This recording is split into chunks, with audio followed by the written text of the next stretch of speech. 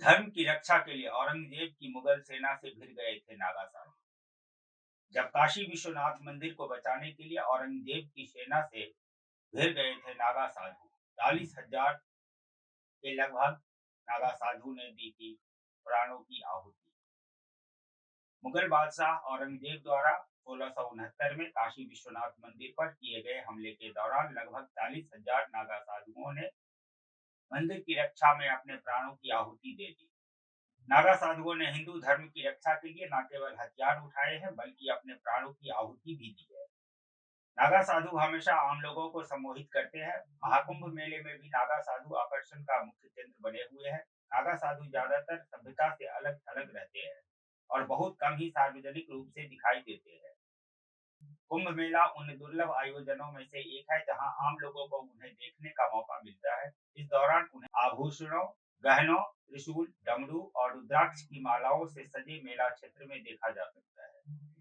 हजारों लाखों की संख्या में राख से लिपटे नागा साधुओं की तस्वीर, जो गेंदे की माला पहने हुए है, आनंद में चिल्लाते हुए और दशनामी सन्यासियों के विभिन्न अखाड़ों के विशाल झंडों, चिन्हों और बैनरों के नीचे मार्च करते हुए गंगा, यमुना और पौराणिक सरस्वती के संगम पर शाही स्नान के लिए जाते हैं। यह क्षण कुंभ मेले की सबसे महत्वपूर्ण विशेषता है और इसके बिना कोई भी तस्वीर अधूरी है। यह दुनिया के सामने भारत की आध्यात्मिक छवि भी प्रस्तुत करता है। कुंभ में नागा साधु, तपस्वी या नागा सबसे ज्यादा फोटो खिंचवाने वाले पंथ के सदस्य हैं, लेकिन उन्हें सबसे अलग समझा जाता है। लेकिन इन साधुओं ने हिंदू धर्म की रक्षा के लिए न केवल हथियार उठाए हैं बल्कि अपने प्राणों की आहुति भी दी है। इस तरह का एक जिक्र भारत के मध्यकालीन इतिहास में मिलता है। मुगल बादशाह औरंगजेब से लोहा लिया था। जैसा कि दावा किया जाता है कि औरंगजेब के शासनकाल में कई मंदिरों को ध्वस्त किया गया और उनकी जगह पर मस्जिदों का निर्माण करवाया गया था। नागा साधुओं ने बचाया विश्वनाथ मंदिर। इसी तरह इतिहास में एक जिक्र मिलता है कि मुगल बादशाह औरंगजेब ने काशी विश्वनाथ मंदिर को भी ध्वस्त करने का प्रयास किया था, लेकिन वो नागा साधुओं की वजह से अपने इस काम में सफल नहीं हो सका। औरंगजेब की मुगल सेना ने पहली बार साल 1664 में काशी विश्वनाथ मंदिर पर हमला किया था, लेकिन नागा साधुओं ने मंदिर की रक्षा की और औरंगजेब की सेना को बुरी तरह शिकस्त दी थी। इतिहास के किताबों में मिलता है जिक्र। लेखक जेम्स डी लोचटेफेल्ड की किताब the illustrated encyclopedia of Hinduism के पहले खंड में मुगलों की इस हार का वर्णन मिलता है। इस किताब के मुताबिक वाराणसी के महानिर्वाणी अखाड़े के नागा साधुओं ने औरंगजेब सेना का कड़ा मुकाबला किया था। इस युद्ध में नागा साधुओं की जीत भी हुई थी और मुगलों की हार।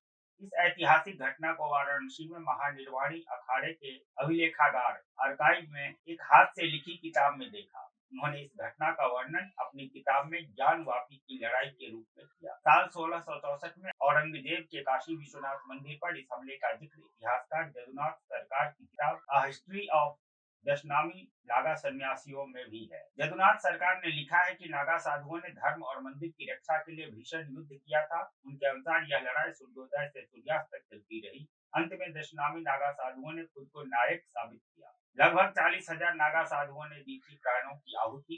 काशी विश्वनाथ मंदिर पर पहला हमला विफल होने के बाद औरंगजेब ने 4 साल बाद यानी 1669 में वाराणसी पर हमला किया।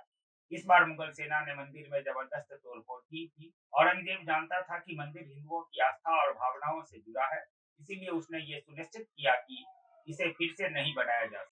उसने मंदिर की जगह पर ज्ञानवापी मस्जिद का निर्माण कराया। ये मस्जिद आज भी मंदिर परिसर में मौजूद है। स्थानीय लोक कथाओं और मौखिक कथाओं के अनुसार उस समय लगभग 40,000 नागा साधुओं ने काशी विश्वनाथ ज्योतिर्लिंग की रक्षा करते हुए अपने प्राणों की आहुति दी थी। औरंगजेब ने सैकड़ों मंदिरों को करवाया था ध्वस्त। इतिहासकार इब्राहिम एराली ने अपनी किताब Emperors of the Peacock Throne the Saga of the Great Mughals में बताया है कि कैसे औरंगजेब के शासनकाल में उज्जैन के आसपास के सभी मंदिरों को नष्ट कर दिया गया और राजस्थान में 300 मंदिरों को नष्ट किया गया। इस किताब में औरंगजेब द्वारा ध्वस्त किए गए कई मंदिरों के उदाहरण मिलते हैं। सितंबर 1667 में औरंगजेब ने दिल्ली में कालका मंदिर के विध्वंस के लिए एक फरमान जारी किया था। इस फरमान में मंदिर को तोड़ने का कारण यह बताया गया था कि मंदिर में बड़ी संख्या में हिंदू जमा हुए थे। औरंगजेब के लिए यह पर्याप्त कारण था कि वह अपनी सेना को मंदिर को गिराने का आदेश दे।